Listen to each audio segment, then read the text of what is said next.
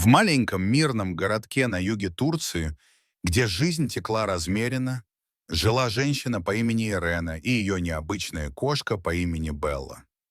Белла была не просто домашним питомцем. Она была настоящей спутницей, умной, чуткой, невероятно красивой. С густой серебристой шерстью и яркими зелеными глазами она вызывала восхищение у всех, кто ее встречал. Каждый вечер Ирена гуляла по окрестностям, и Белла сопровождала ее. Грациозно, гордо, будто охраняя хозяйку от невидимых угроз. Горожане уже привыкли к этому дуэту. Люди часто улыбались, гладили кошку, а дети даже иногда ждали у лавки, чтобы увидеть ее. Однако однажды все изменилось. Во время одной из вечерних прогулок, когда они подходили к мясной лавке, Белла неожиданно остановилась. Ее внимание привлек люк в асфальте. Она замерла, прислушалась, затем начала тихо мяукать, словно звала кого-то. Эрена сначала не придала этому значения. Может, ей просто показалось.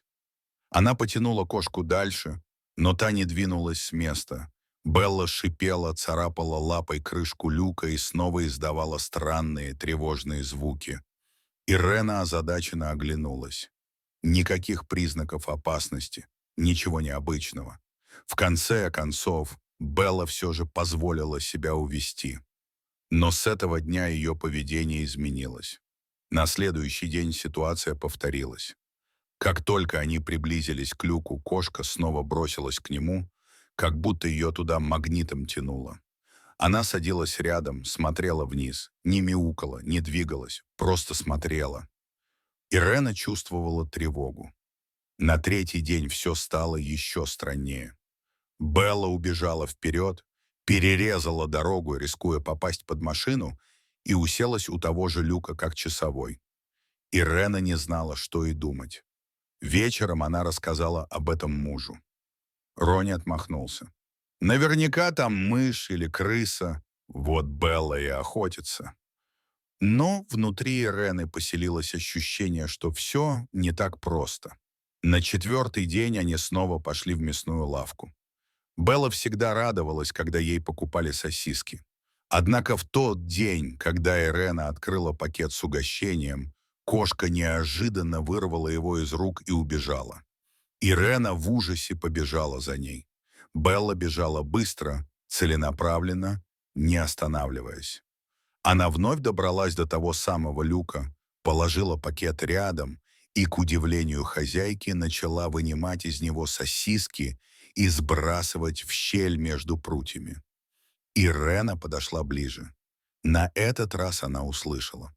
Из глубины доносился едва уловимый писк. Не крысиный, не мышиный. Это был щенячий скулеж. Без промедления Ирена вызвала спасателей. «У меня странная просьба», — сказала она по телефону. «В люке что-то живое. Пожалуйста, приезжайте». Через 15 минут приехали пожарные. Сначала отнеслись скептически, но когда один из них наклонился и прислушался, лицо его изменилось. «Там действительно кто-то есть!» — воскликнул он. Люк вскрыли. Под ним был узкий ливневый канал. Один из пожарных, используя фонарь и инструменты, спустился вниз и достал крошечного щенка.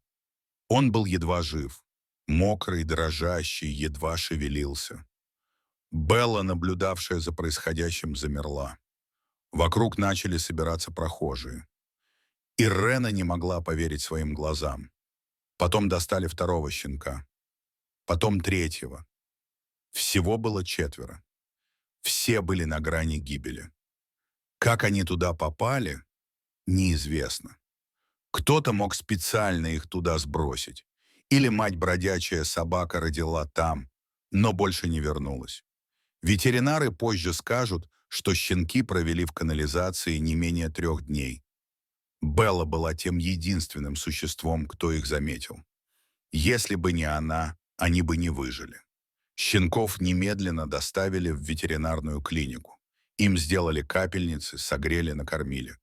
2 из них были критически слабы, но благодаря своевременной помощи они выжили.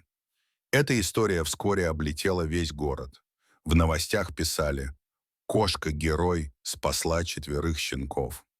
Фотографии Беллы с щенками стали вирусными. Ее называли спасательницей, приемной мамой, ангелом в шерсти. Люди со всей округи предлагали помощь, приносили еду, игрушки. Через несколько недель 3 щенков забрали в хорошие семьи. Один остался у Ирены и Рони. Белла подружилась с ним. Щенок, которого она первая заметила, стал ее верным другом. Он следовал за ней, копировал ее повадки, даже пытался мурлыкать. Ирена, вспоминая те события, говорила друзьям: «Если бы не Белла, они бы умерли». Она не просто чувствовала, что там кто-то есть. Она знала. И не ушла, пока их не спасли. Годы спустя люди все еще помнили эту историю. Она стала легендой района. Детям рассказывали о кошке, которая услышала зов из-под земли. И каждый, кто проходил мимо того люка, вспоминал, что настоящие герои иногда мяукают. Эта история не только о спасении. Это история о внимании, эмпатии и силе связи между человеком и животным. Белла доказала, что даже между видами может быть любовь. Она не побоялась, не прошла мимо, и этим спасла жизни. Иногда, чтобы совершить подвиг, не нужно быть супергероем.